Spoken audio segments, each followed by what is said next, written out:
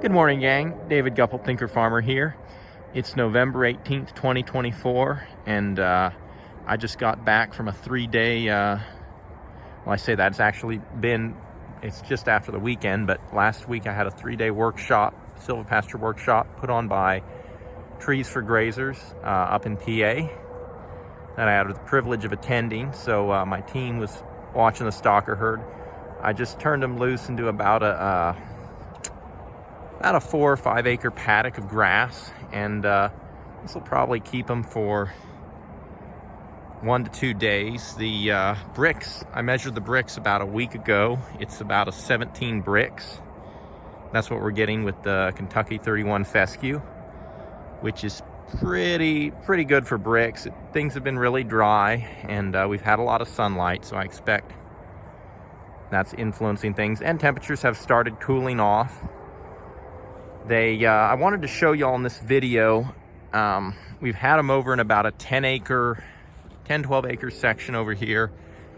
And this is kind of my first experiment with bale grazing. My last video kind of showcased bale grazing, and I had 24 bales spaced out here. If you remember, that would have been on Halloween or October 31st.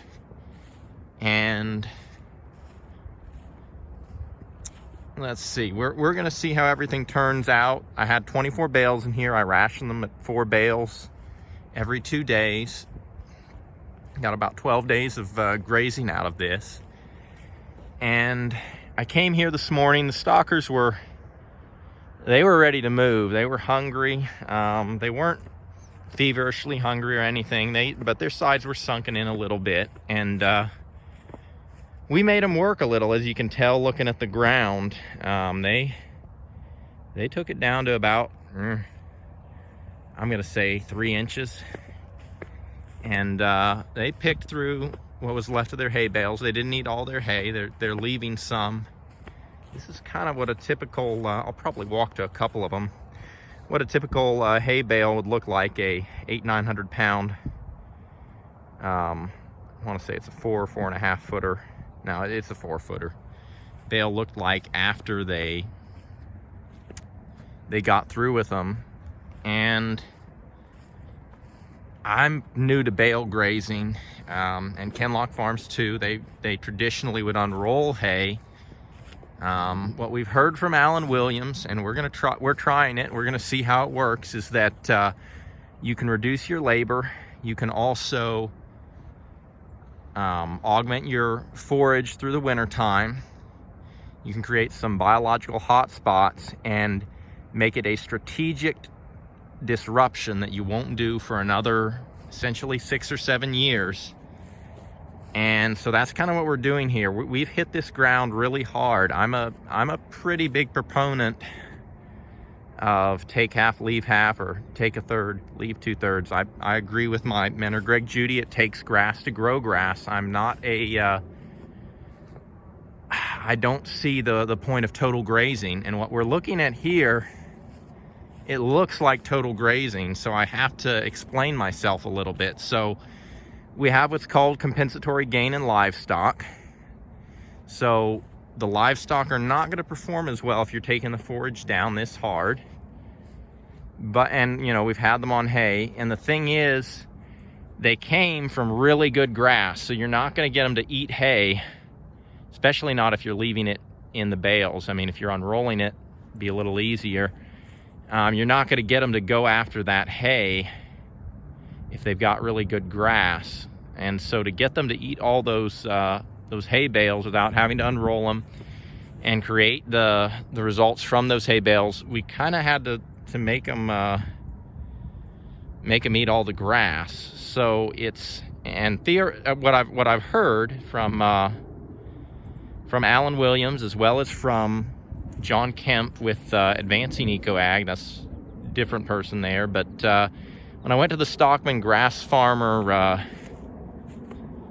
conference this past summer, one of the things John Kemp said about plant physiology and plants in the pasture is that for optimal long-term fertility and also for diversity in the pasture. I won't get into the weeds. His talk was about 2 hours long. John Kemp said it would behoove a grazer to take his forage down all the way, not as a regular practice, but rather every, say, 5 to 7 years, once, take that field down hard in order to stimulate the production of a diversity of species, including a lot of forbs that actually pull carbon deeper into the soil bank.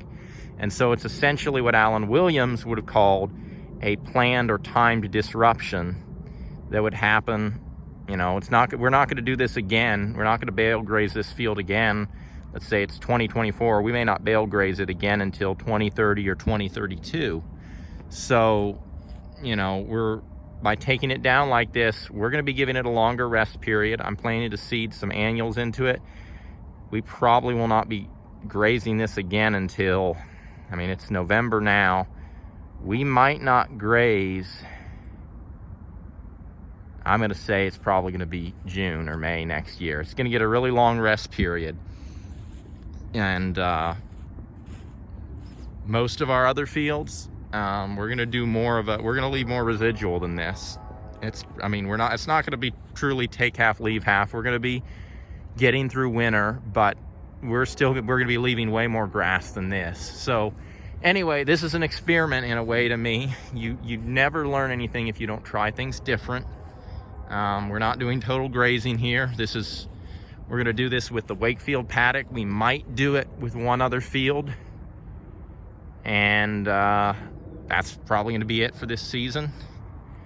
And yeah, that's the plan.